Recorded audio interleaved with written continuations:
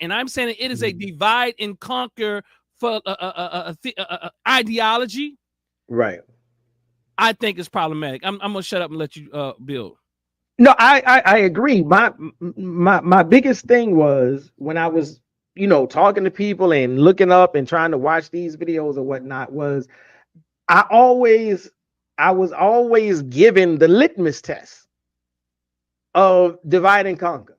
Mm-hmm. The way you can tell, the way you approach any ideology in any school of thought is, does it help us advance, or does it help us be divided? If it brings us together, then it's worthy of investigation.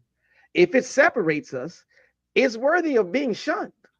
And so I'm like, you can say some things, and I'll never, like, I always end up in this situation where I'm like, look, I'm not saying that there aren't things that some people from outside of the US who are melanated just like us.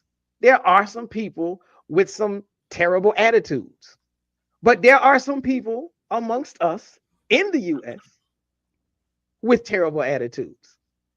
And so I'm like for me, kind of sort of like coming up in hip hop, there was this, the North versus the South.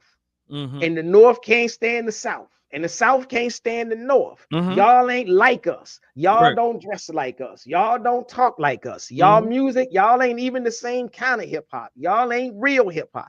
All this back and forth. And it was, and so I'm just like, again, the litmus test. Are we coming together, or are we separating more and more? If we're separating more and more, something has to be done to stop the separation. And then we need to find out, why are we being separated? So, even in hip hop, when Tupac and Biggie, that whole situation, later on, it came out that the industry giants, the magazines and the record labels and all these other behind the scenes hands, and some people started finding out the government had a hand in it, and this, that, and the other. Okay, well, lesson learned. It's a shame that two brothers had to lose their lives over it, and even more. But lesson learned, you're either working to be united or you're working to be divided. Once you see the division setting in, you got to ask yourself, who's really behind it?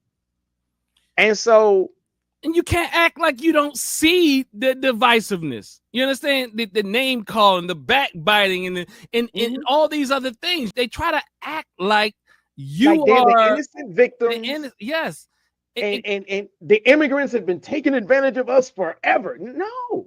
And the reality is this: they use this term delineation, or to delineate. And I don't personally see an issue with saying, well, look, I am a specific type of African or specific type of descendant with a certain type of experience. But if it was that, I would say, yeah. But the problem is, it's not that. And there's people who have done that and tried to do that in the Pan-African movement before this guy and his clan. So that's why, in fact, the Temple of New African Thought, the organization I found, it's New African, which is a specific type of African with experience here in the West. So that is already something that we already understand, the need for being able to see the nuance of African. Shabazz, break it down with the proper perspective. So much controversy and a lot of deception. You don't know who's coming through with the light and reflection, and whose mouth is mumbling trick knowledge deceptive. Shabazz, break it down with the proper perspective. So